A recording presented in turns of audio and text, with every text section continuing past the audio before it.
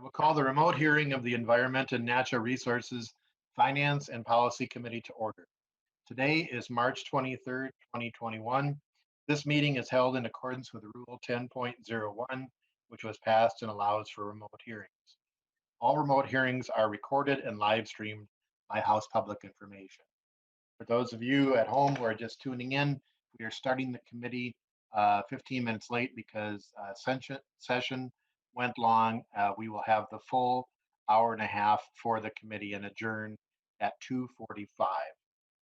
Clerk will take attendance by roll. Chair Hansen is present. Wozlowick. Wozlowick present. Heinzman. Present. Eklund. Present. Eklund. Eklund present. Backer. Backer present. Becker Finn. Present. Eklund. Present. Fisher. Fisher present. Green. Present. Igo. Igo present. Jordan. Present. Keeler. Present. Lee. Lee present. Lippert. Present. Lewick. Lewick present. Morrison. Morrison present. Nelson. Present. Tice. Vice present. Quorum is present. Quorum is present. The next item on the agenda are the minutes for Friday, March 19th, 2021. Representative Morrison, have you reviewed the minutes? I have, Mr. Chair. Representative Morrison moves the minutes for March 19th, 2021. All those in favor say aye. Aye. Aye. Aye. Opposed, nay. Ayes have it. Minutes are approved. Members, the topic today are the governor's budget recommendations for the Minnesota Department of Natural Resources. We have about 20 minutes of presentation with the commissioner and the chief financial officer and assistant commissioner of the Minnesota Department of Natural Resources. Welcome, Commissioner Sarah Stroman. Well, thank you, Mr. Chair and members of the committee. My name is Sarah Stroman, and I'm the Commissioner of the Minnesota Department of Natural Resources. And I do want to express appreciation for the opportunity to be here today to discuss DNR's budget and the governor's budget recommendations for DNR for fiscal years 22 and 23. Mr. Chair, as you noted, with me today are Assistant Commissioner Bob Meyer and our Chief Financial Officer, Mary Robison. And our plan is to provide you with an overview of DNR's budget, just to provide a little bit of context for the governor's budget recommendations. And then we'll also review the governor's budget recommendations themselves with a focus on the most significant proposals. And then, of course, we're happy to answer any questions that committee members might have. I'm going to ask Ms. Robinson if she can share our presentation.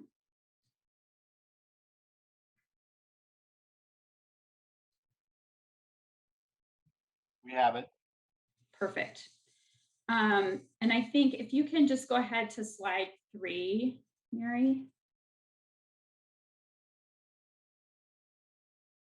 What I want to do is just quickly review a little bit of the DNR's mission, which I know I've recited for you all before, but it is to work with Minnesotans to conserve and manage the state's natural resources and to provide outdoor recreation opportunities and to provide for commercial uses of natural resources in a way that creates a sustainable quality of life. And I want to start here because as we'll discuss, our budget is really tied to our mission. The budget furthers our mission by maintaining critical service delivery and advancing a new initiative to address climate change. As I think we talked about in our overview, the department is organized and we deliver our programs through 7 divisions and 4 regions. We employ about 3,900 individuals at any one time. That equates to 2,600 full-time equivalents. And we have a presence in every part of the state. So I know every one of you interacts with our staff. Our budget is structured by division. And so today we'll look at the budget with a focus on the many funding sources that each division uses to deliver services to Minnesotans.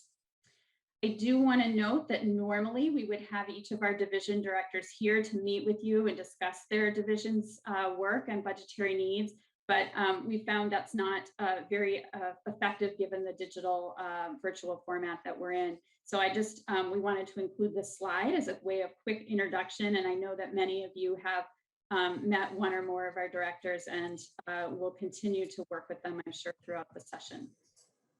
And then I also want to introduce or reintroduce our regional directors.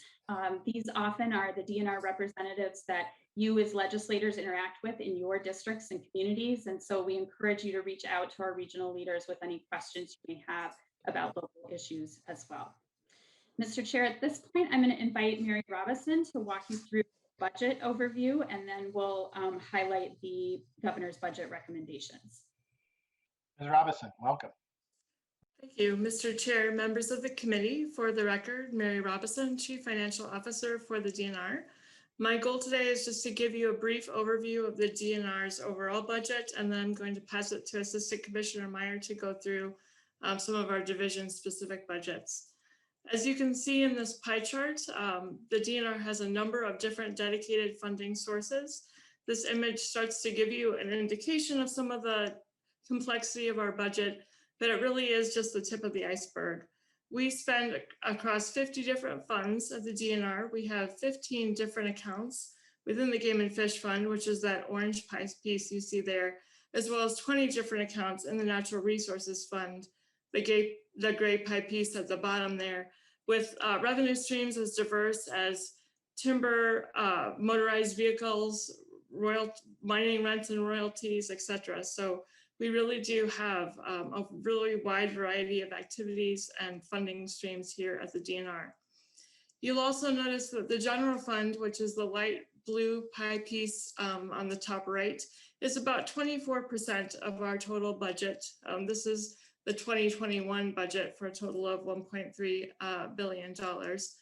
That 24% is a similar percentage to the legacy funds, which you can see represented most notably by the outdoor heritage pie piece there, the bright yellow, as well as the parks and trails and clean water legacy funds, constitute a similar percentage, again, to our general fund budget. I'd also want to note one final thing on this slide is that of that general fund budget, that about 40% is passed through to outside of the department, either through payments in lieu of taxes or payments to tribal governments in accordance with treaties. So only about 60% of that general fund budget remains with the department to do programmatic work. And we'll talk about that a little bit further in my presentation here as well. So this chart shows DNR expenditure from FY18 to the most recent fiscal year of FY20. And you can see the growth in expenditures over time. You'll see there are two black lines in this chart. The bottom one indicates the general fund direct appropriations over that time period, which you'll see have somewhat declined. And then in recent years, we've been able to build back going into FY19 and 20. The top line constitutes DNR's operating budget. So everything above that is either the general fund open appropriations that I mentioned, either for payment in lieu of taxes or payments to tribal governments, or our fire open appropriation, as well as the legacy funds, which, as I've mentioned, have grown to about a quarter of our budget from their inception in fiscal year 10. Now I want to talk a little bit further about pass-through dollars. In FY 2021, we had just under $300 million passed through to other entities in the DNR's budget. That's about 20% of our total budget in the biennium passing through to other folks. And I've already talked about the general fund with treaty payments and PILT, but we also have a number of other funds that pass through to other entities, more than half of which come from the Outdoor Heritage Fund, $160 million in FY 2021. That's that large orange piece, as well as the Parks and Trails legacy dollars that goes through to outstate parks.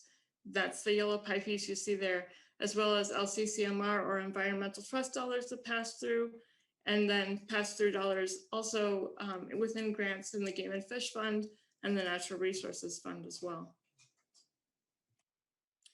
Just to spend a moment on some of our major federal programs, we do receive a variety of federal funds, most notably are Pittman Robertson and Dinkle Johnson.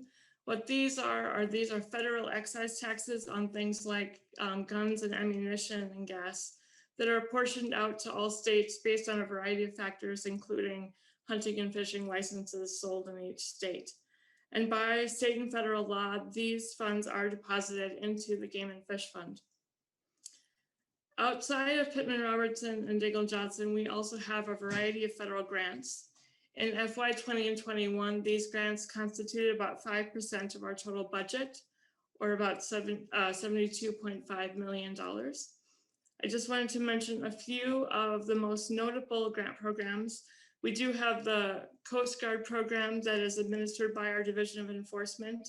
This is $3.7 million a year, and it goes throughout the state for a variety of boating safety programs.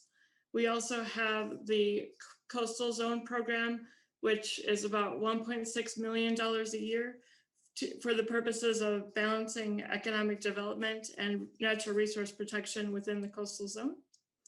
And then we have the state wildlife grants, which are about $2 million a year in order to coordinate the implementation of the state's wildlife action plan. And then one final piece that I would mention is the Great Lakes Restoration Initiative. This is actually a series of a variety of grants for the purposes of restoration of the Great Lakes Basin. These grants totaled about $10 million a year in FY 21 and are anticipated to be about $17 million in FY 22 and 23. And at this point, I'm going to pass it on to our Commissioner, Bob Meyer, to go through some of our division budgets. Commissioner Mr. Meyer. Chairman, members, thank you. For the record, Bob Meyer, Assistant Commissioner, Department of Natural Resources. This first slide, dealing with lands and minerals. Now you can see the lands and minerals budget. I'm sorry, my talking points are on a different slide. Lands and minerals budget is provides mine permitting and reclamation, mineral management, and real estate services for the state. It's our smallest division with a FY 2021 budget of $38.1 million. Right away, you can see the huge majority of lands and mineral budget is dedicated funding. The general fund budget is just $3.7 million per biennium, or about 12% of their total budget. These general funds primarily support minerals management activities such as reclamation, research, and evaluation to ensure that we are continuing to make science-based decisions related to mining permits. Lands and Minerals also receives funding from the Natural Resources Fund, primarily the Minerals Management Account, which supports the minerals resource management and mining permitting and monitoring activity related to school trust fund lands. Most of the revenue deposited in the school trust fund comes from mining resources, and we want to make sure that those projects are permitted and are running effectively and efficiently. You can also see the special revenue fund is a significant portion of Lands and Minerals budget. About half of the special revenue is for land management activities such as real estate. The other half of the special revenue activity is related to mine lease revenues.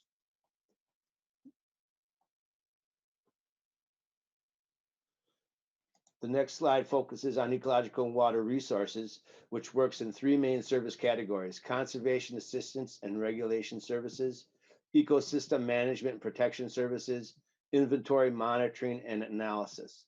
Ecological water resources has one of our most segmented budgets, with a number of dedicated funding sources and programs working together to offer. As Mary discussed, the Ecological Water Resources is a home of a number of federal programs and grants, including the Coastal Zone Program, State Wildlife Management Grants, and Great Lakes Restoration Initiative. In addition, Ecological Water Resources also is a home for our non-game programs. About 20% of the Ecological Water Resource budget is from constitutionally designated funds. We receive funding from Clean Water Legacy, Outdoor Heritage, and the Environment and Natural Resources Trust Fund dollars to support water protection and habitat conservation work. Ecological Water Resources General Fund dollars support AIS, or aquatic invasive species, and water protection work. Water-related work is the one area where our fees cannot cover the cost of the programs. If we were to charge fees to cover the cost of the programs, permittees such as local units of government and others would not be able to afford those permits.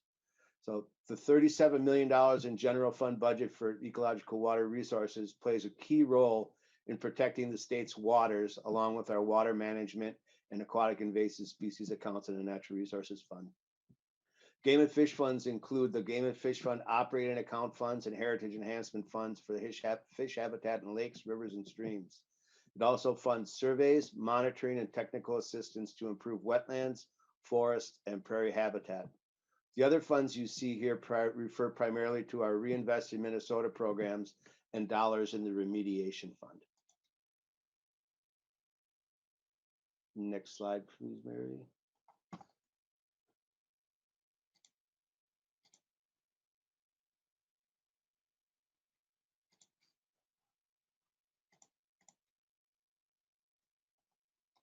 This division of forestry provides services of fire prevention and suppression, forest management, forest education, and technical assistance to communities and private landowners.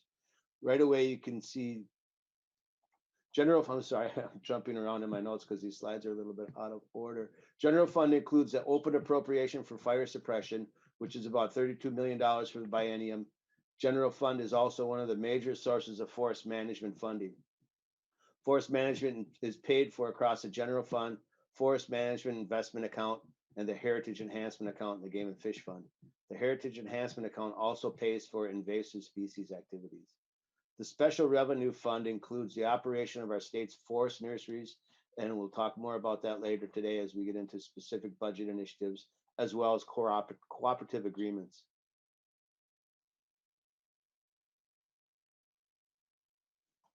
The Division of Parks and Trails uses a number of different sources to manage a seamless outdoor recreation system. The General Fund, State Parks Account, and State Parks Lottery and Lieu Account, and the Natural Resources Fund come together to fund our state park system. Parks and Trails also receives Parks and Trails Legacy dollars, the yellow pie piece.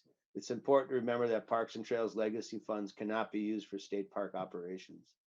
Our trail system is supported by a number of dedicated accounts, including the motorized vehicle accounts of water recreation, snowmobile, ATV, off-road vehicle, and off-highway motorcycle.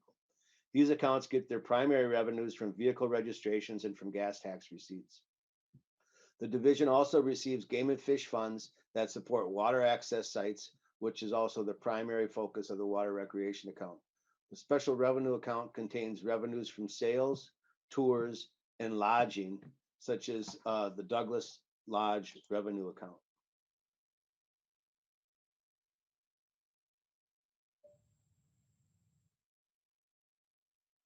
The Division of Fish and Wildlife is the largest source of funding, and the Game and Fish Fund is the largest source of funding for our Fish and Wildlife Division. A total of $169 million, or 62% of their FY 2021 budget. As discussed, federal Pittman Robertson and Dingle Johnson dollars are deposited in the Game and Fish Fund for game and fish related purposes. The division also receives funding from the natural resources accounts, primarily related to vehicle registrations for motorized vehicles. In FY 2021, about 20% of the Fish and Wildlife budget came from the Outdoor Heritage Fund for habitat conservation, restoration, and enhancement activities.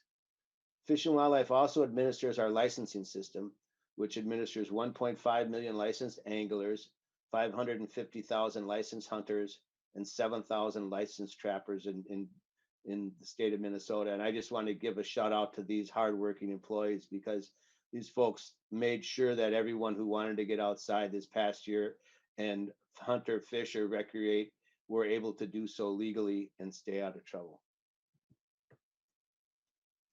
Next slide, please, Mary. The Division of Enforcement, as we have discussed. Hold on one second here, sorry.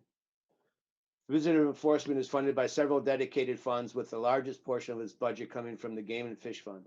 You can see the Game and Fish Fund operating account is the largest single source, and enforcement also receives funding from the Peace Officer Training account within the Game and Fish Fund. Enforcement receives funding from 7 accounts within the Natural Resources Fund, including the motorized vehicle accounts such as ATV and snowmobile, which our Division of Enforcement uses for vehicle enforcement related activities, and also the state park accounts. General fund is about 13% of the Division of Enforcement's budget, and around 3% of that general fund base is restricted to the AIS related enforcement activities. The unrestricted portion of enforcement's general fund budget is the only source of funding that can be used for public safety deployments, as the DNR cannot use dedicated funding for these activities.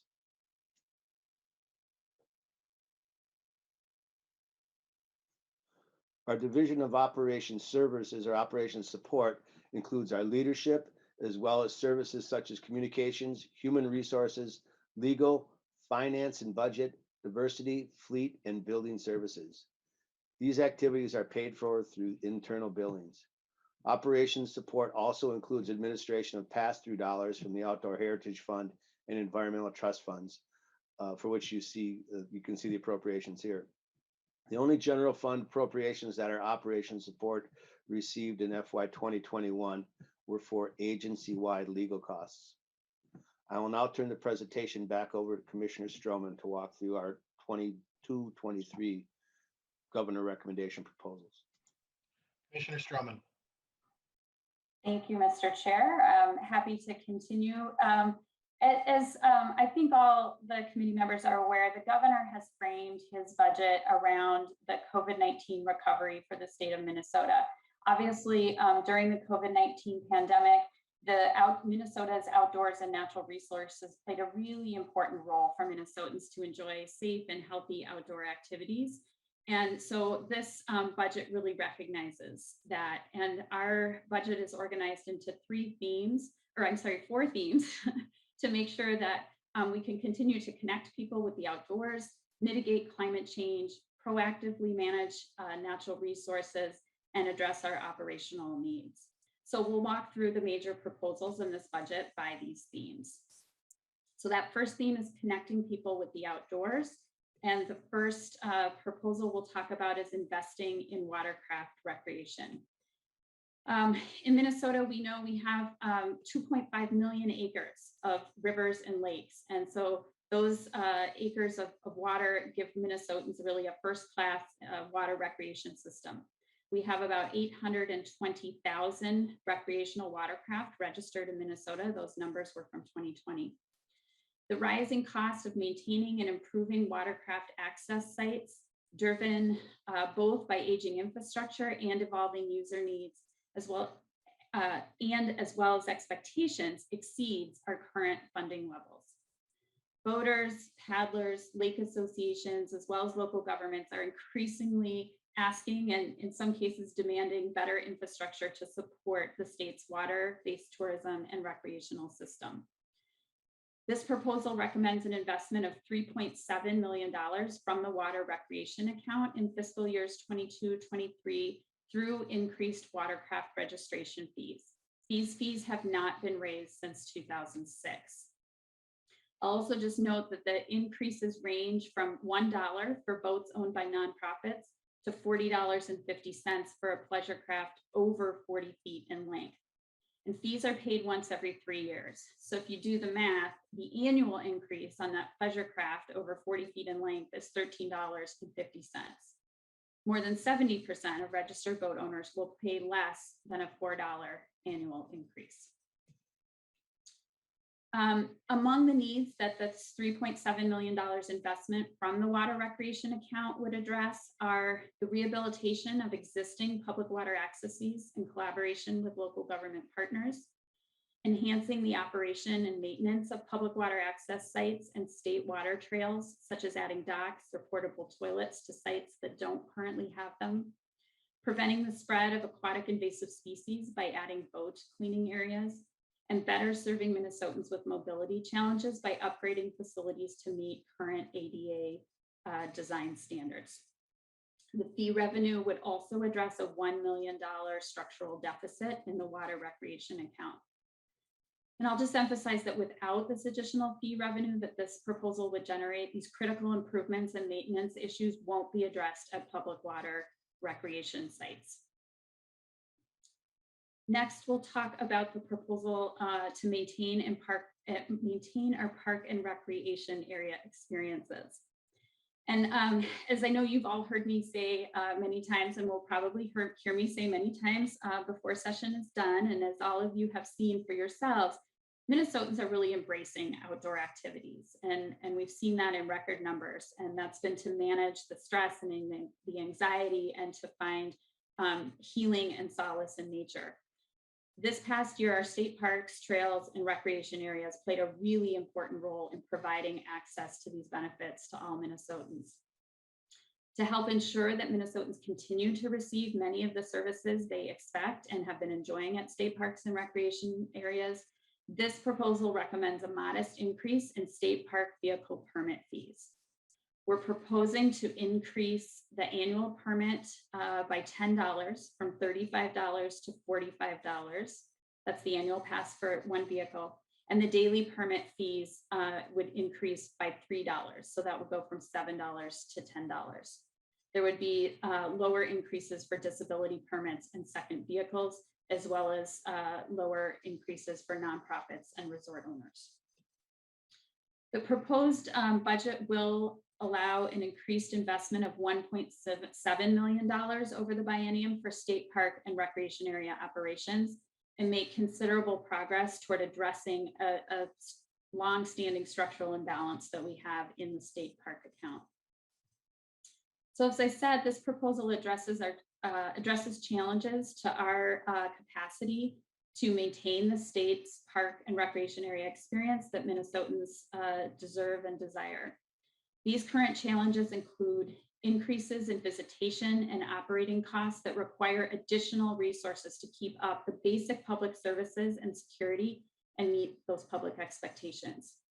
During the pandemic, as I've mentioned, visitation increased 60% at state parks near Minnesota's most populated areas and nearly 25% statewide. So with increased visitation comes increased impact and a need for increased services at those parks. The fund balance is critically low, risking the ability to mitigate unforeseen revenue impacts due to natural disasters, emergency response, or weather-related effects on vegetation. For example, managing the effects of some of the climate and increased rain events also influences the cost of maintaining park experiences and can impact revenue as well. For example, redesigning campgrounds that experience regular flooding is something that we've had to do. At Nurstrand Big Woods, much of the park's trail network had to be closed this spring due to standing water. Poor trail conditions due to excess precipitation throughout has significant visitor impacts to park trails as the trails became widened and difficult to pass. And then that affects the adjacent native plant community understory as people try to find a way around those muddy spots.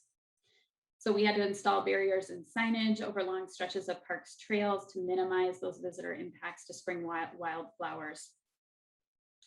Unless these factors are addressed, Minnesotans will experience service reductions, including shortened camping seasons and fewer services offered during shoulder seasons, reduced winter services, less frequent bathroom cleaning and reduced availability of portable toilets, less maintenance of trails and parking lots, deferred sign maintenance, and less interpretive naturalist programming, resulting in fewer of the one-of-a-kind tours and activities, reduced opportunities to connect new people to the outdoors, and reduced opportunities for school groups.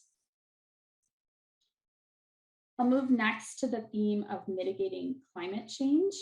And this proposal is one to accelerate tree planting to capture carbon. We know that a mature tree can absorb about 48 pounds of carbon a year.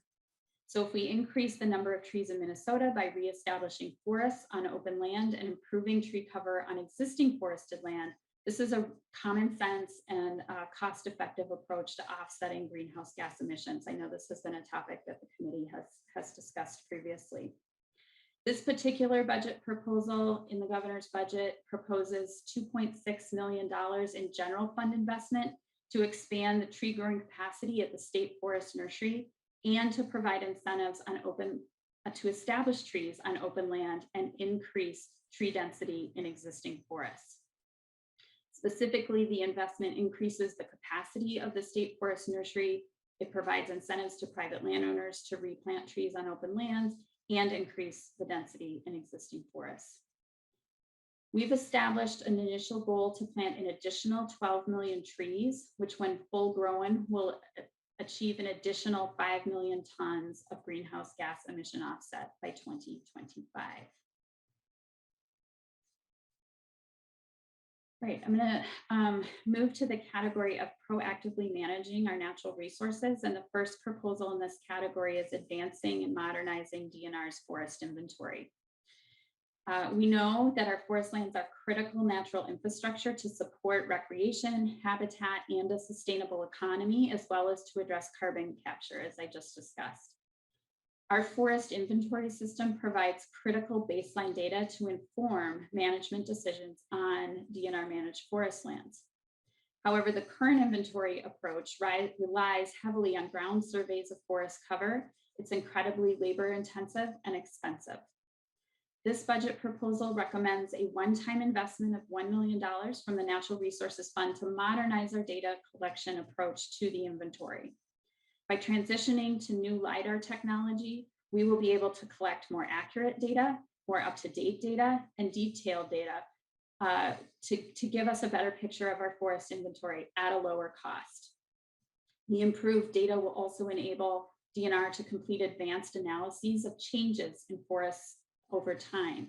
This will help us better predict carbon storage and climate change impacts, as well as refine management decisions. We can't make good management decisions if the data we have about what's in those forests is not up to date and accurate. The next proposal I want to talk about is ensuring the full use of critical habitat license plate contributions. As we know, Minnesota's critical habitats allow for endangered, rare, and important wildlife species to survive and thrive. The popularity of our critical habitat license plates in Minnesota, and these plates support protection of critical habitat, has grown immensely in recent years. We now receive approximately $5 million annually from those license plate contributions. Due to the popularity of the plates and the additional revenue that those plates generate, this budget proposal is to modernize the Reinvest in Minnesota program to accelerate those investments in critical habitat for fish, wildlife, rare resources, and native plants.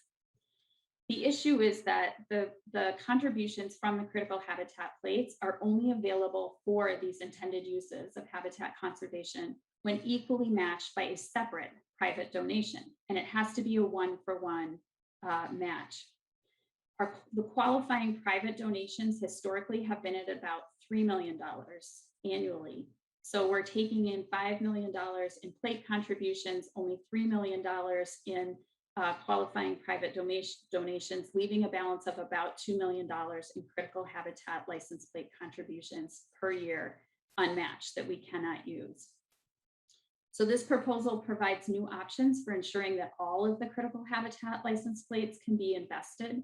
Specifically, we are proposing to change that equal 1-to-1 matching requirement to 2-to-1, such that 2 license plate dollars for every dollar in additional private donation can be spent, allowing a complete match of all non-game donations, using critical habitat investments from bonding dollars to match license plate dollars. And finally, we are proposing to ensure adaptive management by funding restoration and enhancement of lands that provide critical habitat, as well as the monitoring needed to make sure that we are managing appropriately and managing adaptively to maintain that critical habitat over time. We estimate that these changes will increase our investment in Minnesota's critical habitat conservation by approximately $7 million per year for the next 4 years, and by $2 million annually after that. Next, I'm going to talk about our operational needs. And the first one I will talk about is the public safety proposal. This is a proposal that has been revised in the governor's supplemental or revised COVID-19 recovery budget. And I think as we've discussed with this committee before, during 2020 and 2021, DNR conservation officers have been called to address both peaceful demonstrations as well as civil unrest in Minneapolis, in St. Paul. They've been at the Capitol. complex and across Minnesota. And this has been sort of an unprecedented level of involvement from our conservation officers. This budget proposal recommends providing $3.3 million to resolve the fiscal year 21 deficiency in the DNR Enforcement Division's budget due to the recent deployments as well as expected deployments. And then $2.2 million in fiscal year 22 for other anticipated deployments. I will just note the reason this is so important is because we cannot use dedicated sources of funding. And I want to be really clear because I think there are some folks out in the public who are under the impression that we are using licensed dollars for this work. We are not using licensed dollars for this work. We can only use general fund to pay for these public safety costs. And so receiving the special appropriation is really critical for us to fill that hole in our enforcement division budget and continue to do the rest of the really important natural resources work that they do and that we do across the department. The next proposal is related to legal costs, and this is something I know we've discussed in previous years with the committee. You're all aware that both the DNR and the Minnesota Pollution Control Agency make a variety of natural resource, environmental, regulatory permit, leasing, and other types of decisions. And sometimes these decisions are challenged in federal or state court through contested case hearings, through mediation, or other venues. Defending agency actions and going through the court process is an expensive undertaking. It is well within Minnesotans' rights to avail themselves of that option, but it does put a burden on agency budgets.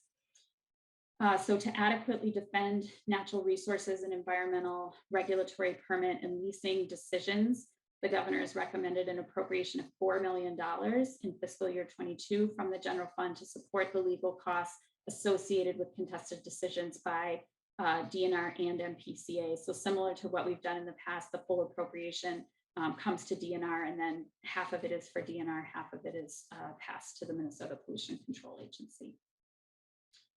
If you can go to the next slide, I want to talk about another really important proposal that is actually part of the revised budget related to protecting digital assets from cyber attack.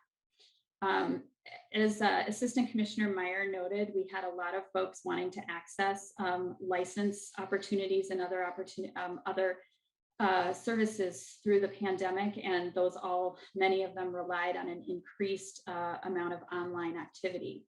It's really important then that we keep pace with our IT modernization and security needs to keep agency applications safe from cyber attack and to protect customer data. This proposal here for DNR is part of a larger statewide strategy to make Minnesota's digital infrastructure more resilient and more secure. Every day we see a horror story of some entity that has a cybersecurity crisis and has lost information. And so I think it's really important that we secure ours. This particular proposal provides $1.1 million annually ongoing to establish an IT security and modernization program. Specifically, it will begin migration of DNR's digital assets to the cloud to ensure their security. And then I want to just briefly also mention the operating adjustment that the governor has proposed for Minnesota DNR. Operational and costs increase annually, especially for compensation and information technology, as we just discussed. While we're always looking for ways to become more efficient with existing resources, these efficiency efforts can't completely offset cost increases.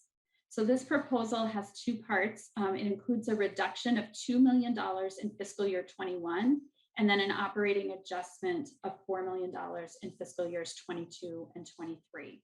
That fiscal year 21 operating adjustment reduction reflects savings generated by the state hiring freeze. And I will note that while the state hiring freeze generated savings, it also lessened our services to the public.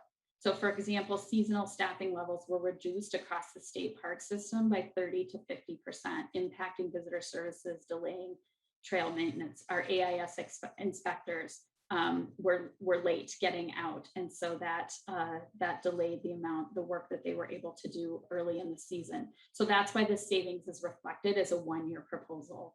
only. We are not anticipating to continue those service reductions going forward.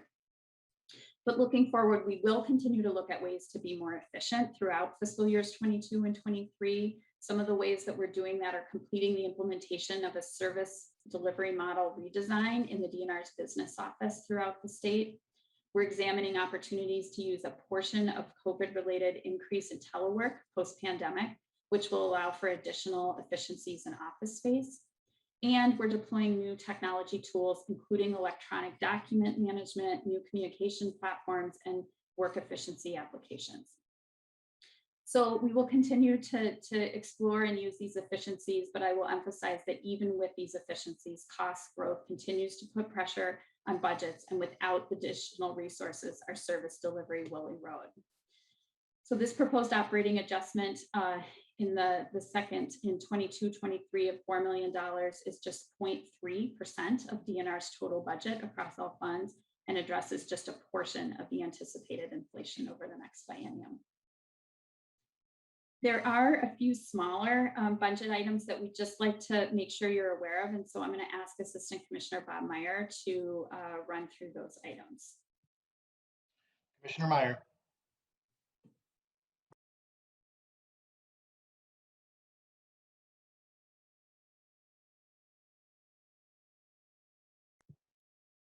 Meyer.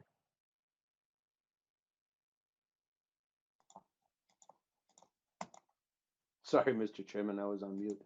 As with other triennial budgets, the department has a number of smaller pieces within the budget that we would like to see passed in order to increase our work efficiency and pass through dollars more effectively. The first dealing with a state land and water conservation account appropriation. This is needed to increase due to the increase of the law-con funds at the national level. 50% of the money appropriated to the state from these funds must be used for state land acquisition and development for the state outdoor recreation system, and the other 50% of the land and water conservation funds must be granted out to local communities. This appropriation is needed for us to continue on with that work. We're also looking to provide open access for tribal members on state park lands. This proposal clarifies, simplifies, and expands existing departmental policy around tribal members visiting state parks and recreation areas, providing members of Minnesota tribal nations with state park vehicle permits free of charge will make existing policies more inclusive for tribal members as well as for DNR to administer. Authorization of state park permit violation fee. This tool is needed to increase the likelihood that visitors will purchase permits required to enter these park day use areas that are required with permits. Right now, what we'd like to do is clarify in statute who would be able to receive that ticket. It would be the vehicle owner, which is a loophole that we need to clarify. Additionally, we'd like to clarify allowable uses for state park reservation fees. This is an issue we discussed last year towards the end of session. We're seeking statutory clarification that revenue from state park reservation fees is available for costs associated with camping and lodging operations, such as revenue and retail system management and fiscal controls, not solely for the cost of the reservation delivery system.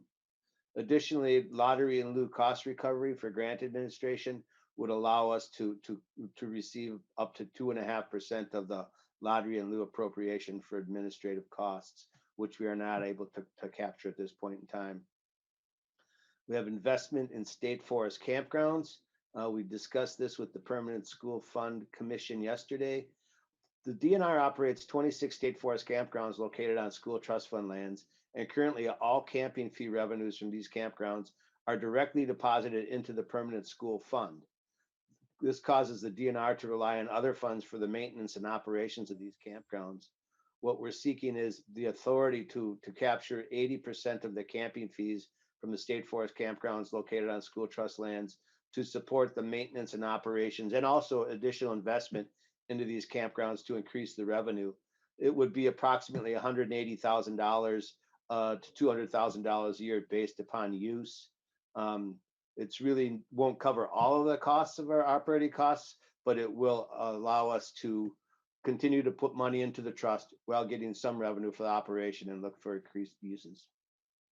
Several areas where we'd like to increase some permitting on our outdoor activities.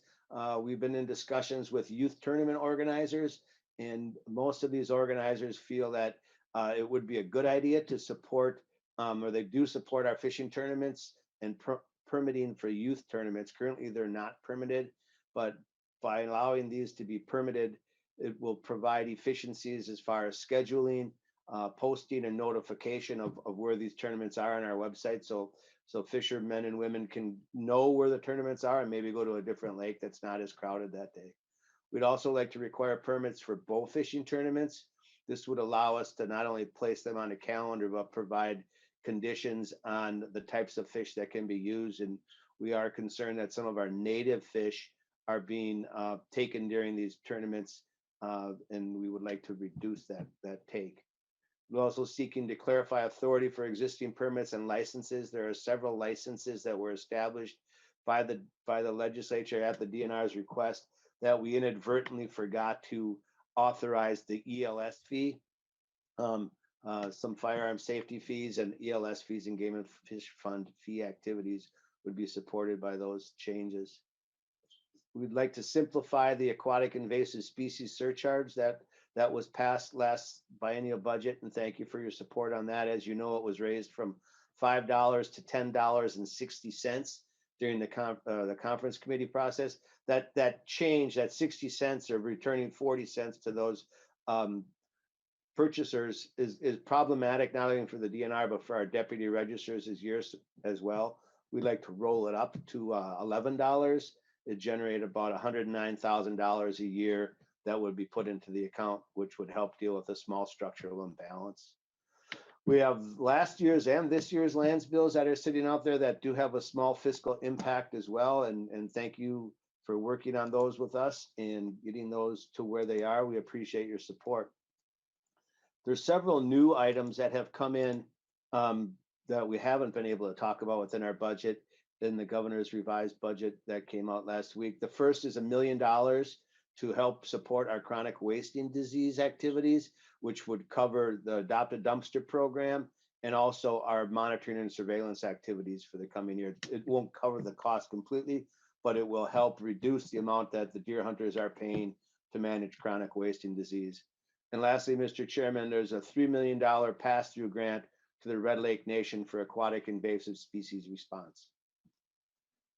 Mr. Chair, that is our budget presentation. We would be happy to stand for questions. Thank you. Let me just get the hands up here. And we have Representative Heinzman. And I want to make sure we're going every other one here so that we've got balance within the parties. So Representative Heinzman, and then Representative Eklund, and then Representative Green. So Representative Heinzman. Mr. Chair, before I launch into my questions, we started 15 minutes late. You might have already mentioned how long we plan on going, but what's the clock look like? 2:45. All right, thank you, Mr. Chair. So we do have some time, that's good. Yeah, I'll just start with kind of where the presentation ended and work my way back. Commissioner Meyer, you were talking about youth fishing tournaments and wanting to make sure that they are permitted. And I'm not sure how this would be handled or fit into what you're working towards with this change. But you know, I have a lot of groups, and I do mean I'm specifically referring to younger groups that are organized every week around the lakes area that I represent. High school tournament kids, for the most part, that they pull in from kids all over the area, and they might call it Tuesday night bassin or whatever it might be, right? How would this affect them? Because it's a very low-key thing, but they are definitely holding little competitions amongst themselves, and it might be, you know, between 20 and 30 boats. Commissioner Meyer. Mr. Chairman, Representative Heinzman, thank you for the question. Bob Meyer, Department of Natural Resources. The permit conditions would be for tournaments over 25 boats or more, which currently is what exists in law. So many of these neighborhood, work, whatever they might be, tournaments or just fishing leagues, I think is kind of what a lot of them are. do not need to be permitted. What we're trying to get at are these larger tournaments that are growing in huge popularity. Many of them are held, it's a catch photo release type of opportunity, or they held them in a virtual atmosphere, so you can fish, everybody's fishing different lakes in a region or statewide. So our goal is not to get at those types of events at all. It's to coordinate the larger tournament, student tournament organized events, making sure that we're reducing conflict and also spreading out the pressure on lakes throughout the year. So, Representative Heinzman. Thank you, Mr. Chair. I do have a concern there. I hope that we're not going to create a hardship for some of these young people that are just out having a great time. And I know there's probably many hundreds of these young people around the state, especially with the popularity of the high school fishing programs and so on and so forth. So that's one concern that I have in the changes. As I was listening to some of the discussion from Commissioner Stroman about park fee increases, I had heard some things that I just would like to get her take on. I think she said increased visitation in Minnesota parks means increased impacts. I get that. That makes sense. And of course, last year we saw huge increases, but we also saw decreases in the folks actually at the gates collecting fees. And I'm wanting to get a better idea if we've been able to identify what the potential impact of that might have been. Since there was no one at the gate collecting the fee, the increase that would have potentially been there was gone. So I'm assuming the commissioner is aware of that, and if she is, maybe she has an idea how much of an impact that might have had. So the justification for the fee increase, I just want to better understand where that's coming from. Commissioner Stroman. Thank you, Mr. Chair and Representative Heinzman. It's a great question because the funding is, as I think you probably saw a glimpse of, for our state park system is a little bit complicated, right? So I think first of all, there's the increase, right, in visitorship, and that means there's more activity for our folks to do. The issue with the permit revenue, actually, I think our team did a really good job of getting out in front and encouraging people to get those permits online before they got to the parks. And so there was a lot of public awareness about being able to get your permit online. We also have been in some parks starting to pilot self-service kiosks, so you can get your permit when there is not somebody staffed there. And then later in the season, we did have folks staffed. So I don't know that we can provide a specific number on what we might have lost, but the actual impact of the increased visitorship was an increase in revenue from those park permit sales because we sold more of them. So I can't tell you how many might have been from people going into the parks without paying, but we did sell more of them this year. That revenue increase is also then impacted when you look at the total parks by the decrease we had in camping revenue because our campgrounds were closed for much of the season. The decrease we had in rental revenue because we were unable to rent out facilities for events during the pandemic. So you kind of have to look at all of those and how it balances out.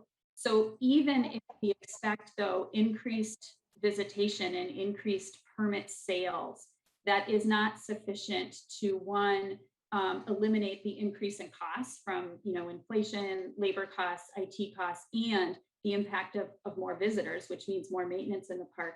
And it's not enough to overcome the structural deficit that we already have in the account. And so that's why, frankly, even if you take the pandemic out of the equation, we would be here with the need for a fee increase in the park permit because of that structural deficit. We need to reach that account. Representative Heinzman, one more, and then we've got to get some others in. So, yeah, I know the drill. Thank you, Mr. Chair. So, I guess I find it a little bit ironic, Commissioner, because I see that in other parts of your proposal today, we see, like, for example, a discussion around walk-ins. Your estimate is that we could have as high as 30% of the folks accessing the park as a walk-in not paying. So I see that you've found a way to produce some kind of an estimate as to how many aren't paying. if they walk in. But when we have positions that aren't staffed over the course of the last year, we have no idea what might have been lost in terms of revenue. So that kind of creates a question mark there. And on that question that I brought up just now, as it relates to walk-ins, looking at that number, what do you believe is the lost revenues in that case? And then also, how are they doing that? I visit Cuyuna frequently, and I know a lot of people will bike into the park. Is that what you're referring to? Commissioner Stroman. Mr. Chair and Representative Heinzman, so the 30% number that you're referring to was a bit of research that our Parks and Trails division did by actually sitting out at one of the parks and counting not only walk-ins but drive-ins, right? People who came into the park, they didn't have a sticker when they arrived, and so they needed to purchase one, and watching them to see if they did take care of that or not. And so that's the best estimate we have based on some real research and some data, but I will emphasize, right, it's not a representative sample of our parks. It was pre-COVID. And so that's where I say specifically, we can't give you a number because we weren't at all of the parks during the pandemic to understand what that number is. That's a ballpark we can estimate. It's frankly also one of the reasons why we have the proposal that Assistant Commissioner Meyer talked about who is responsible and clarifying when we have someone who doesn't pay and there's a vehicle that does not have a permit sticker, who do we find to pay that fee? Is it someone who borrowed the vehicle and is in the park, or is it the vehicle owner? And so that's part of that proposal to make sure that we can go back to the vehicle owner and recoup those fees.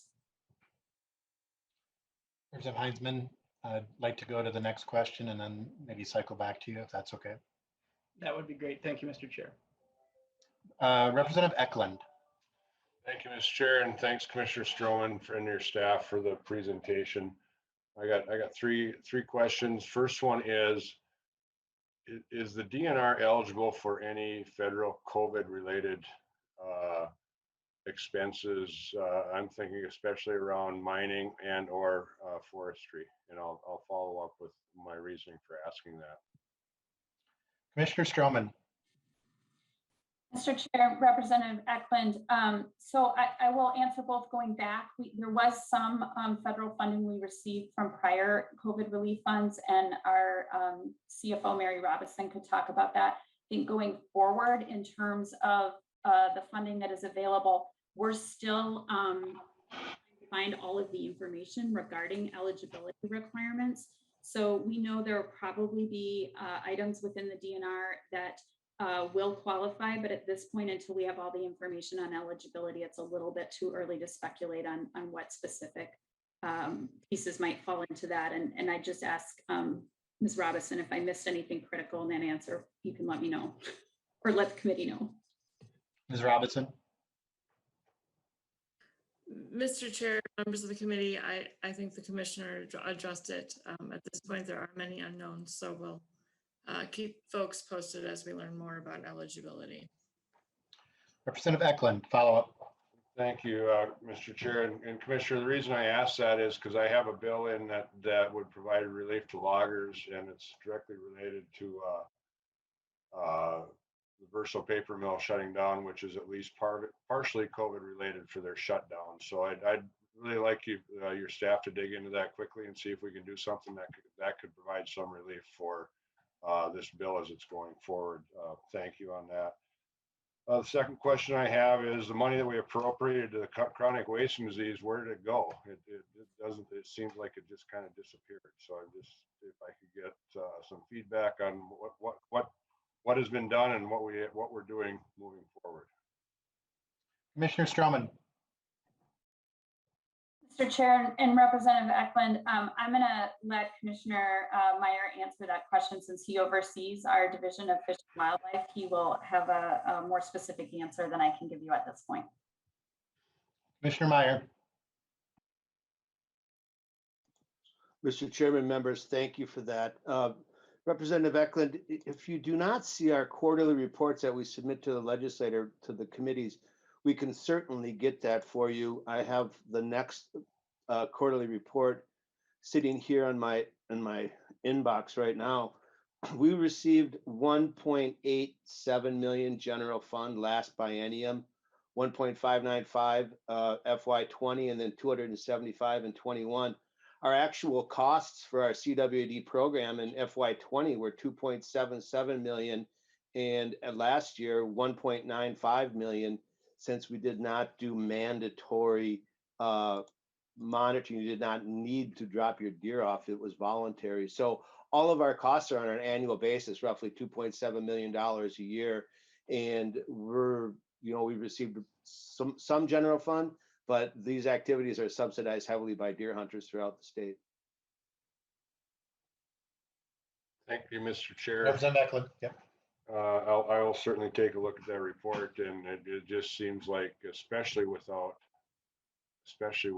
any with voluntary drop off and no staffing there, it just seems like maybe we need to take a look at tightening up the program.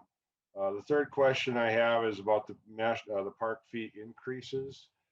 Is there any consideration, Commissioner, from the DNR or others to ask for a general fund match for any of these park fee increases? Because I know some of our metro parks and others are going to the general fund looking for matches. So I just wanted to ask about that. I have most people don't know, maybe most of them do, but I probably have more state parks in my district than anybody else, and I know that they are falling behind on a lot of the maintenance and other duties and obligations that need to be taken care of at the park. So I'm just curious if the DNR in putting together a budget has looked at something like this. Commissioner Stroman. Mr. Chair and Representative Eklund, that's a great question. Right now for this year, our proposal is focused on that state park permit fee, partly because we need to bring that account into structural balance. But as you noted, our state parks are supported both by those fees. That clearly doesn't cover all of it, and general fund. So that's sort of the model that Minnesota has chosen to this point, to use both of those funding sources as well as legacy funds and other sources to fund our state parks. Obviously it's for the legislature and the governor through the budgeting process ultimately to agree on how that balance shakes out in the end. We have to move on to Representative Green. Thank you, Mr. Chair. And I did have a number of questions too, but I'll try to get through just a few of them, and then hopefully if there's time, we can come back. But to Commissioner Stroman, or maybe Deputy Commissioner Myers, whoever is willing or ready to answer it. I see that there's a grant in here for Red Lake for $3 million. And I know that every year we give $10 million to all 87 counties in Minnesota to fight AIS. And so, you're looking at a 33% of that just to Red Lake. So the first question is there a problem that has been recognized on Red Lake that would warrant that much money just to one area? Commissioner Stroman. Mr. Chair and Representative Green, the issue there is it's been a couple of years now that zebra mussels have been discovered in Red Lake. Red Lake Nation has been very concerned about that. Obviously, we work in partnership with them and the county to do AIS monitoring and prevention work there. I think that the level of work that we are able to do there with the amount of funding to DNR and the amount of work to the county has not been sufficient in the eyes of Red Lake Nation. And so, they made a specific request for some funding direct to their tribal government so they could initiate a program and be more robustly funded. So that's what that funding is. Representative Green. Well, thank you, Mr. Chair. And I hate to do this, but I'm going to throw a jab in at you because I'm trying for years to try to get before the AIS came in. We know how it came in, and now we're told that it's transferred to lakes mostly by fishermen who carry their boats from lake to lake. I believe Red Lake, at least the most part, is closed, and so I'd like to see that. It's not that I'm denying it. I want to know on the AIS. I want to know how it got there and what we're going to do. And also with the DNR, they pretty much from the start gave up on trying to eradicate AIS, because I remember in this committee listening to the DNR tell me that they're just going to manage it until the lakes can adapt to it. I have a little animosity there because I'm concerned about that AIS. But the other thing is on the, you're proposing to up the fees for parks at a daily rate of 40% and an annual rate of 30%. And if you don't, you've suggested that you're going to have to reduce what you're doing in the parks. Now we have 75 parks and recreation areas, and this has been brought up most years as well, that a lot of these parks and recreation areas aren't utilized very much. So instead of raising the fees by this much, and from your own testimony here today, it seems like this could be temporary. The lack of funding that you've got right now, if people are back in, is there any talk about reducing some of the expenses by cutting back on some of the areas that people are not visiting? Commissioner Stroman.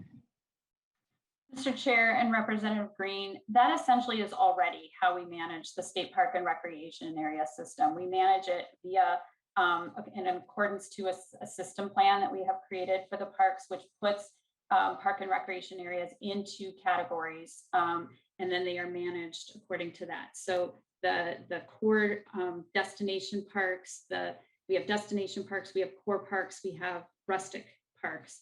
And so the idea is that we put the most services and investment in those parks that have higher visitorship are those destination parks. The next level is in the core, the least is in the rustic. And so there's sort of a public expectation that if you visit a rustic park, you will not find the same level of amenities, you will not find the same level of service as you do in other parks. So that is one of the efficiencies that we have implemented.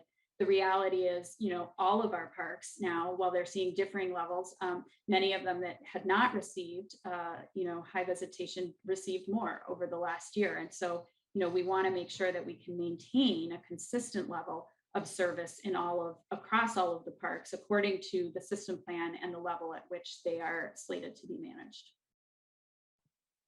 Green. Mr. Chair, one more question for now. In the past, we have received a list of the parks that made money and a list of the parks that lost money, parks recreation areas. And the last one I got, I believe that only 21 out of the 75 were actually supporting themselves. The rest were really a drain on the others. Do you still have that information, and can we get that report? Commissioner Stroman. Mr. Chair and Representative Green, I'm assuming we can provide that information. And we obviously don't have it today, but we can provide that. I would also just add, we don't run our parks as revenue generating enterprises. There may be elements that do, but the parks are a public amenity that is available to all Minnesotans. So that's part of the reason we support them. We want to support the whole system, but we can, I believe, and can get back to you with the list of the revenue generated by park. Commissioner, if you can get that to us, we'll get it out to the whole committee. I'm going to go with Representative Becker-Finn, then Representative Lewick, then Representative Lippert, then Representative Igo, and we've got about 20 minutes left. Representative Becker-Finn.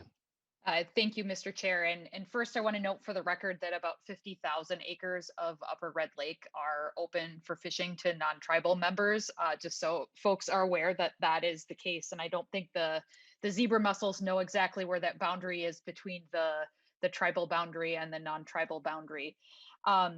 And I was also going to ask about the CWD dollars, because we've a lot of us on this committee fought really hard for those dollars in the last couple of years to be monitoring chronic wasting disease. And I know, we really did not, we didn't have the staff out there. It was purely voluntary. And I know the volume of testing that occurred was much lower than has been in the past, or even what we were hoping to have this year. And so I think in addition, I don't think it's that I'm necessarily insinuating that something bad happened, but if all those dollars did go to chronic wasting disease testing and monitoring. Does that mean if we had had a normal year, we would have been running in a deficit to keep up with all of that testing and monitoring? Because it's clearly the volume was not, especially in the endemic area in the southern part of the state, was not what it normally is. And I don't know if Commissioner Meyer has a response to that, or if it's just some additional information they could get to us, but I guess I'll let him respond if he'd like. Commissioner Meyer. Mr. Chair, Representative Beckerfin, thank you. We would have spent probably from 1.9 to it would have been about 2.6, 2.7 million. The salary costs this past year from July 1st to December 31st of 2020, actually from July 2019 through December 31st, 2020, we've spent 1.6 million on just staff costs of collecting samples. And we've also spent almost 400,000 on sampling. It also covers our USDA culling contracts, travel costs, supplies. The cost of the dumpsters are included in that program as that was part of the general fund. Contracts for CWD tissue sampling, survey, working with taxidermists and processors, equipment, the cost for the entire program. So we anticipate that cost to be higher again next year because we will be going to mandatory surveillance most likely if the disease response allows us to. But again, it's salary for our staff traveling around, and we did have staff traveling around socially distanced, collecting deer heads, working with people, communicating with groups, working with processors, and our testing costs. So it's a matter of how much does the general fund pay or the deer hunters pay versus the general fund. As you know, we see most of these areas, there's a high density of deer farms close by or a location of a deer farm possibly. So is it right for the deer hunters to pay these whole costs? We don't think so, but obviously the legislature needs to support that position as well. And we would like to thank you for your work this session on CWD issues as well. So thank you very much. Representative Beckerfin.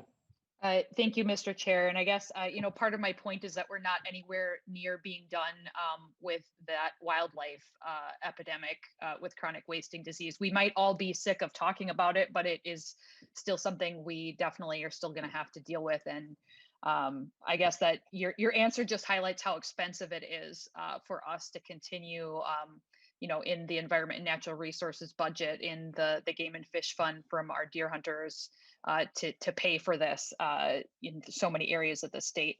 And my final question, Mr. Chair, will be, so just sort of fully wondering if how much the DNR has put into fully investigating any possible federal funds that could be used. I know there are a lot of different buckets of money in the multiple bills that have been passed at the federal level, and just wondering if some of the, especially the one-time costs, how closely are we monitoring the ability to tap into those funds for things like capital projects and cybersecurity, anything pandemic related, or some of the facilities upgrade costs? Commissioner Stroman. Mr. Chair and Representative Beckerfin, well, as I said earlier, we're monitoring all of those opportunities and looking for matches. As we sit right now, there's still a lot of eligibility criteria we don't yet know. So we will continue to keep this committee in the loop as we know more and can explore more of those ideas or those opportunities.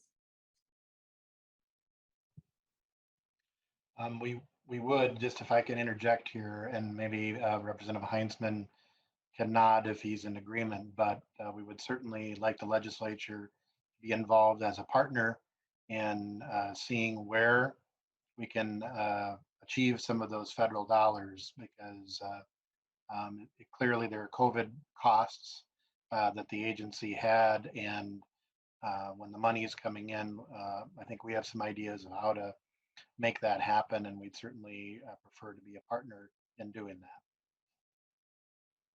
that. We'll go to Representative Lewick and then Representative Lippert.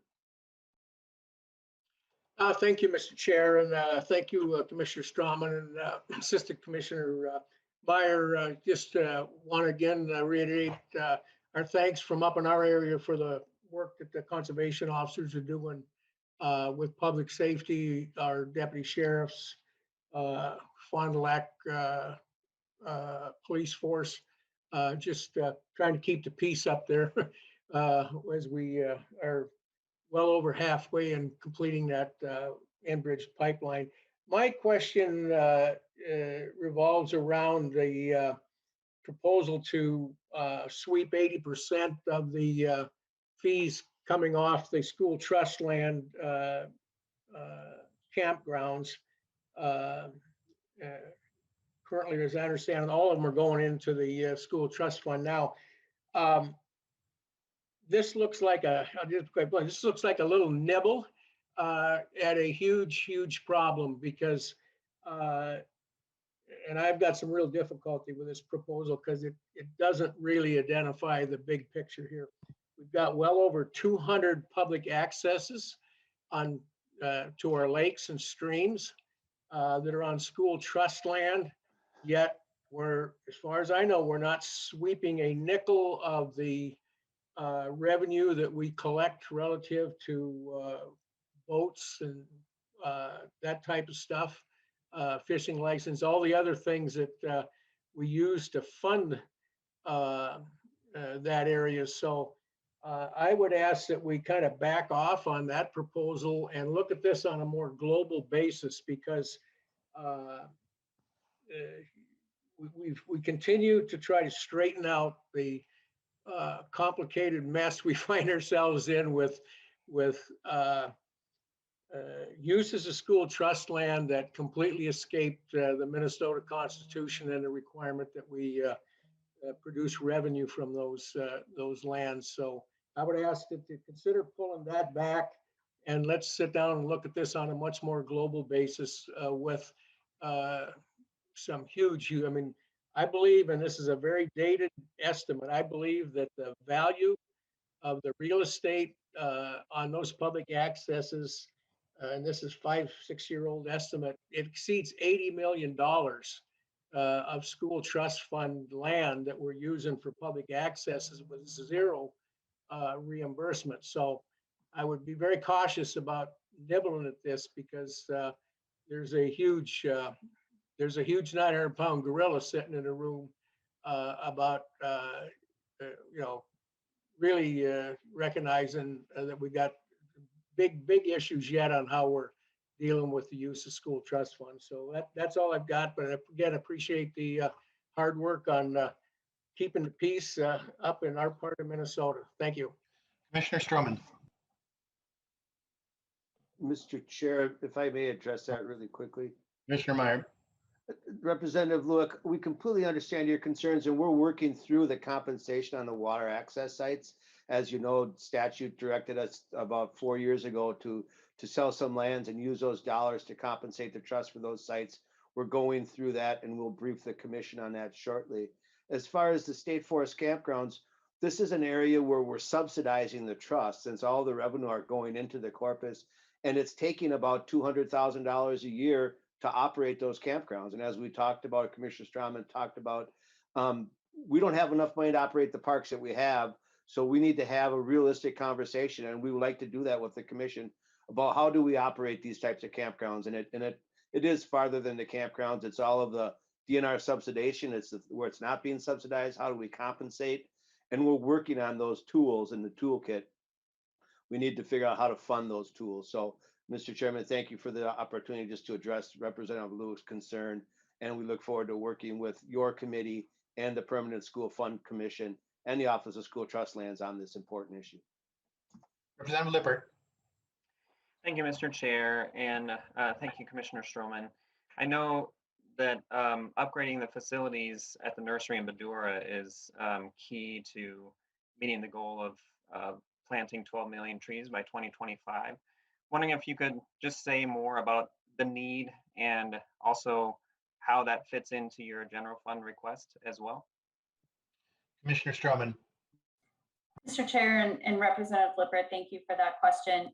So yeah, the proposal, there's, as I said earlier, there's two pieces to it. So the first one is to increase the capacity at the nursery. So that's, we have the space, we have the land, but we need to prepare the additional beds for the trees. We'll have additional labor costs. There will be irrigation costs. those kinds of things. So it's that investment in the infrastructure as well as the labor to enhance that capacity and make sure that those trees get planted from seeds, that they get raised and then ultimately harvested and those seedlings made available. So that's kind of, I hope I'm answering your question. That's the a piece of the general fund investment proposal. And then so that kind of happens first. And then once those seedlings are available, then the rest of the proposal is around the incentives to private landowners to enhance tree planting.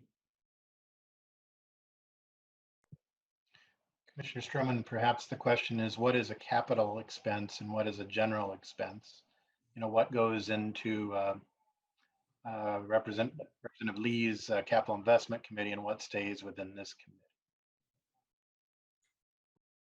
Mr. Chair and Representative Lippert, right now the whole proposal is proposed to be a general fund investment.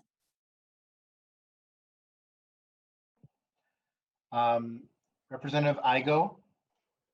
Keep getting more hands coming up. So Representative Igo. Thank you, Mr. Chair. And normally I would turn my camera on, but since this picture I've got was taken in the boundary waters and I'm about to ask a question about it, I thought I would leave it up. So the question I have is, in the governor's revised budget, I see a request for $500,000 for the BWCA land exchange. And I know through prior experience that the Fed still has $21 million set aside for it. So what are the deadlines here and what is this appropriation going to be used for? Commissioner Stroman. Mr. Chairman, if you don't mind. I think, yeah, Assistant Commissioner Meyer is prepared to address that one. Commissioner Meyer. Mr. Chairman, thank you. And just for the record, for the committee members, I work closely with the Office of School Trust Lands as our school trust coordinator. So that's why, if you are not aware of that, that's why I'm deferring these, I'm taking these questions here. And Representative Igo, thank you very much. These costs would cover the state's costs for the exchange. And actually it's more than 500,000. It's 500,000 for 2 years. And then it's an ongoing, it's a 4-year appropriation as we get these lands and we start to process them. It's basically for the title work and things of that nature that need to occur, appraisals, staff time, legal time, to get the boundary waters lands that get the exchange done, right? Get the school trust fund lands out of the BWCA into the federal hands and our land asset outside of the BWCA. I hope that answers your question. Yep. Representative Fisher and then Representative Nelson. Thank you, Mr. Chair. This question has to do with the information that you collect on data on analyzing and delivering water data, especially groundwater data. I know that there was a study that came out that was saying that we need to improve access to existing data on aquifer properties, and was wondering, how does the public access your water data, especially the groundwater data right now? Who wants to take that one? Meyer? Mr. Chair, I'm going to need to work with you and follow up on that question. I'm not sure what data you're looking for. We have a lot of stream gauge data and groundwater data available on our website. And as you know, we continually monitor for sources of contaminant and we monitor fish. So are you looking for specific aquifer information perhaps? Yes, thank you. That's why. Thank you for clarifying. Thank you, Mr. Chair. Thank you, Assistant Commissioner Meyer. Yes, the aquifer properties data, the data that you folks collect on from groundwater, from different tests, et cetera, that are done out there. Is it how easy is it for the public to access that data and be able to see that information that as it's been collected? Mr. Chairman. Commissioner Meyer. Representative Fisher, we try to make transparency and ease of access a high priority for us. I would assume by Googling groundwater or groundwater atlas information off of our website on the search bar, you could get really close, but I will provide the link to the committee on where that information is located as well. Representative Nathan Nelson. Let's see. Thank you, Mr. Chair. And can you hear me okay? Yeah, it looks like you can. Kind of looking at the the state park fees and things like that, and there's been some talk about the kiosks and, allow it, with people coming in. Also, I live right by St. Croix State Park. It's right across the Highway 48 from me. But, a lot of the workers there, a year ago, they were, just the uncertainty of when and how they were coming back, and kind of thinking of the rollout this upcoming season. What is the plan for getting people back to work? And as many of these, they're seasonal, and they've got, many of them worked other jobs, safely. And so what, how is the DNR handling that? And, what is the kind of the plan for getting back to somewhat normal for this upcoming year? Commissioner Stroman. Mr. Chair and Representative Nelson, thank you for that question. What I can say is, obviously, there's still many unknowns in the pandemic, and therefore, the state's response continues to evolve. I think the biggest difference from where we are this year from last year is in the timing of that, right? So the pandemic kind of set on just as we would have been opening up parks. And so we didn't have protocols developed. We didn't know, what was really going to happen next. This year, we're in a much different situation because so we had to recall many of the seasonal workers, very late in the process. Campgrounds, for example, weren't open till later in the season. We didn't want to recall staff that were integral to those campgrounds and then not have the work to do because the campgrounds were closed. This year, again, we anticipate being in a very different situation. So we are in the process of recalling seasonal staff. We do anticipate that we will be up and running as we were through, the parks were up and running through most of this, or through all of the season, the campgrounds through part of the season. We're still working through exactly which services might look different for people, but we will not be in the same situation we were last year because we're a year into the pandemic and we've developed those protocols. We're going to need to do the lightning round here. So Representative Jordan, Representative Heinzman, Representative Morrison, if you can just ask your question, and then if the DNR can write them down and answer in the 3 minutes remaining. So Representative Jordan. Thank you, Mr. Chair. My question is just generally also around park fees and making sure that, our public lands are truly available to all members of the public. So I'd like to hear a little bit more about how some of these budget changes reflect the DNR's mission to provide outdoor recreation opportunities for people who are traditionally underserved or might be some of our more low-income Minnesotans. Representative Heinzman. Thank you, Mr. Chair. I had a quick question for the commissioners and then a comment and question for you, Mr. Chair. I am hearing that we are reallocating how we are funding or what species of fish we're funding for stocking. And as most folks know, as many as 60% of Minnesotans are targeting, at least anglers are targeting walleye, and approximately 3% are targeting trout, if I have my information correct. If I don't, I apologize, but that's what I'm hearing. Are we now directing funds in a 50-50 split between those two species? That would be my question. And then, Mr. Chair, as we're coming to the end of the hearing today, I just want to quickly ask if maybe you could give us a ballpark idea of what we're looking at in terms of the path forward. We have our final deadline coming up this Thursday, and the public is obviously watching the committee and wanting to know, the same as I am, kind of what the DE release might be coming, when that might be coming, as well as the path, as I mentioned. So if those questions could be answered, that'd be great. Representative Morrison could get her question in, and then if the DNR could follow up with individually after that. Thank you, Mr. Chair, and thank you, Commissioner Stroman and Assistant Commissioner Meyer and all from DNR for everything you do. I believe the proposal called for more funds for litigation to defend some of the permits DNR has issued. And I'm just wondering if you could speak a little bit to that, and how does DNR avoid the perception of kind of looking like it's defending multinational corporations on the Minnesota taxpayer dime? So those are three good questions I think people can respond to. To the question of the path forward, this morning we got our target, which is the same as the governor's target. The questions that you heard, I think, reflect the uncertainty of how federal dollars could be used in this budget area.